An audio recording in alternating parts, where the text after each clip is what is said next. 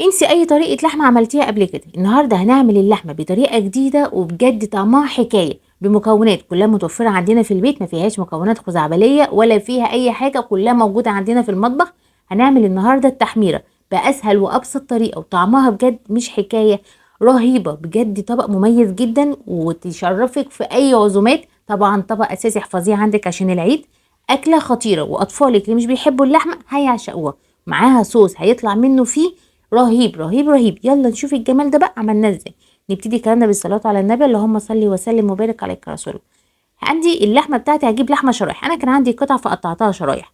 ما تقطعهاش رفيعه قوي فتتهرى منك بسرعه، ولا تقطعيها تخينه قوي فتاخد منك سوا كتير قوي. الشريحه بتاعتك تبقى وسط. تمام كده. خلصي القطع اللي معاك. انا معايا المقدار اللحمه دي نص كيلو، فقطعتها زي ما انتم شايفين بالسمك كده. بعد كده نسبة من الدهن، دي حاجة أساسي معايا. نسبة الدهن دي بتدي طعم مميز جدا جدا.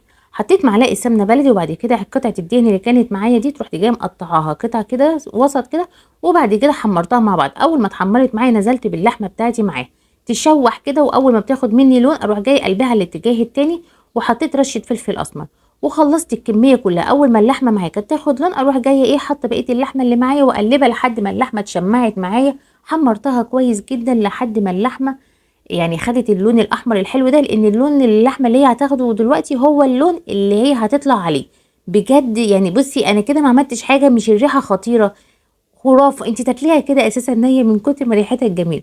حمري اللحمه كويس جدا جدا، وما حطيناش غير فلفل اسمر بس، مع حته الدهن اللي احنا حمرناه وسمنه بلدي. هي اللون ده اللي انا عايزاه، اللون الاحمر ده. تتحمر اللحمه وتشمع كويس جدا من الاتجاه. بعد كده هتنزلي الميه بتاعتك لحد ما تستوى معاكي نسبه 90%. نسبة 90% تستوى معاكي اللحمة، تستوى حلو كده. في الوقت دوت هروح جاية عندنا واحد فلفل ألوان. أنا المقدار دوت نص كيلو لحمة. واحد فلفل ألوان كده قطعناه جوليان، مع كمان فلفل رومي أخضر، كمان طماطمتين، وكمان بصلتين. فقطعت بصي بالحجم الرفيع ده، جوليان رفيع كده. فلفل الألوان مش مهم اللون الأحمر بس المهم يكون فلفل اللي هو الألوان اللي معاكي دوت، أصفر بقى برتقاني أحمر زي ما أنا عايزة. فلفل رومي برضو.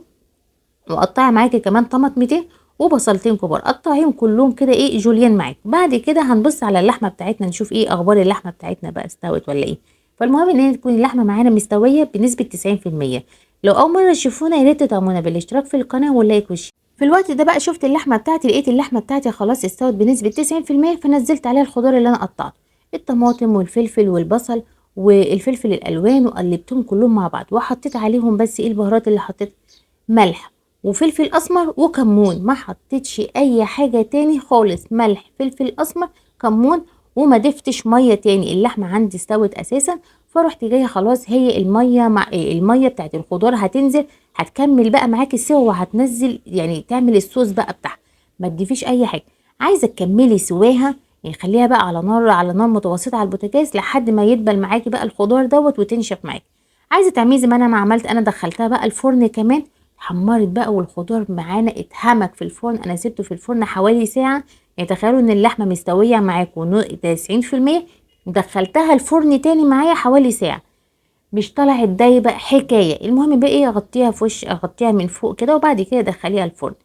رهيبه رهيبه رهيبه. ما شفتش جمال احلى من كده. اكله سهله وسريعه وكلها مع بعضها، ما بتاخدش هي اساسا ما بتاخدش دقايق في التحضير، وبجد طعمها حكايه معاكي في المناسبات، لحمه الافراح طبعا، في الاعياد. احفظيها عندك هتحتاجيها حقيقي. بس كده هي تعتبر خلصت معايا. قدميها بقى مع رز من الفرن، قدميها مع رز بسمتي، رز برياني، زي ما انت عايزه، مع رز ابيض، رز معمر، زي ما انت عايزه، بالعيش كده. هو الصوص بتاعها اساسا يتاكل كده حاف اصلا. بجد خطيره. شايفين الجمال؟ حاجه كده فاخر من الاخر. هستنى ارائكم وتعليقاتكم، تقولوا لي ايه رايكم في الوصفه الخطيره ديت. بجد تحفه، بجد تحفه. لو عجبكم الفيديو والطريقه ما تنسوش تدعمونا بالاشتراك في القناه واللايك والشير. اشوفكم على خير، كل سنه وانتم طيبين. السلام عليكم ورحمه الله وبركاته.